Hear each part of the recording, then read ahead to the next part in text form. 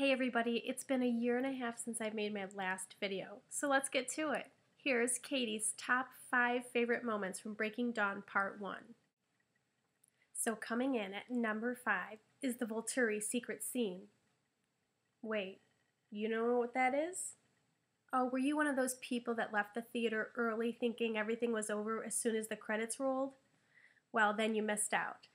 Because the Volturi are always a deliciously evil treat that is welcome in all of the movies, and Michael Sheen always makes the Volturi so interesting in the way he demonstrates his character. And in that secret scene after the credits, I love how he kickstarts the drama that we will experience in the final installment of the saga. Okay, so coming in at number 4 is part of the honeymoon scenes. What I love about the honeymoon scene is after Edward hurts Bella, they decide, or he decides rather, that there is going to be no physical contact. And so I love how Bella prances around the Isle Esme house and decides she's going to do whatever she can to tempt Edward into changing his mind. It creates for some very tender, fun moments. Coming in at number 3 is Edward's angry fight for Bella's life. In all of the films, Edward is so docile and passive. He takes the higher road in all of the situations that might tend towards a dramatic event. And he tends to hide his feelings and not let Bella worry about how he's feeling. But he really comes at her at one point in the movie and just fights for her life. He lets her know that, they've gone through a lot of trials and tribulations to get to this point in their lives so that they could be together, and now she's ready to give it all up. And I just love his response to that and how he lets her know that he's not okay with letting her go. So coming in at number 2 is a moment in the Cullen house when Edward and Bella are having a little conversation about how first year of marriage is always the hardest. And lo and behold, out of nowhere, Edward hears Renesmee's mind. Renesmee tells Bella and Edward how much she loves them, how much she loves to hear their voices. And so there's this just beautiful moment where the three of them, well, I guess just the two of them and Renesmee in spirit, is having this tender, loving moment with the three of them. And it really lets us know that Bella was right all along. She is strong enough to do it, and she was right to move forward and to make sure this baby comes to life. Okay, and my number 1 moment of Breaking Dawn Part 1 is the wedding. I mean, come on, what's what everybody was looking forward to, right? But it's the little moments that I love. I love how Stephenie Meyer is at the wedding. I love how Bella's nervous and she's walking down the aisle, and all of a sudden she sees Edward's face and everything is perfect and calm, and she just knows this is exactly where she's supposed to be at this moment in time. And I love the speeches. Charlie hinting that Edward has to be a great husband because, well, he's a cop. He knows stuff. And he has a gun and he knows how to use it. And also Edward's speech where he says there's no measure of time for the two of them, but let's start with forever.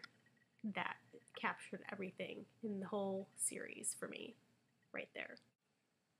Okay, so let's get on with the rest of my review. I'll first talk about the 2 things that drove me nuts about this film. The first is a really trivial matter. I mean, Carlisle's wig. What were you thinking, Bill Condon? I mean, at the beginning of the movie, it started off like nice and long and normal, more like the other films. And then he went into this like short-haired Star Trek creation. It was just horrible, and I could not get my mind off of it. It was driving me nuts. The other thing, which everybody will complain about, at least the most people that I talk to, is the portrayal of the wolves in this film. In the book, there is tons and tons and tons of chapters of the wolves talking in their wolf form, and so you have to somehow portray that they're communicating with each other in their minds. And I was really worried during my reread how they were going to bring this to life on the big screen. And my concern, well, it was proven true. However, I do think Bill did the best he could. He shortened it down to one little segment of the movie. Even so, it was terrible and it was quite laughable. Okay, and just a few final things about what I love that Bill Condon did in this movie. I mean, he got Bella's pregnancy right. It was disturbing, it was unnatural, it was downright disgusting, and it was everything that I visualized from the book. I love how in this movie he takes so many moments from Bella's perspective. That's what this whole series is about. It's about Bella's reality, not the real reality. And so he takes little liberties here and there to show that this is really about her thinking, not anybody else's. And lastly, what I love is how he weaves in a montage of moments from previous films and books, such as in the wedding scene, he gives a nod to the prom scene in the first movie by playing Flightless Bird at the wedding, and he um, just does these little montages when she's becoming a vampire, showing all these moments from her life, and he weaves in music from Eclipse and things like that, and it just was perfect the way he did that. So I just have to tell you that I love this movie, with the exception of the wolves. I'm going to move past it. I'm going to move past Carlisle's wig, but that being said, it's a fabulous movie, and it's the one that evoked the most emotions out of me. I mean, come on, I bawled for the first 20 minutes, so it must be good, right? All right, so go see Breaking Down Part 1 now. Ciao!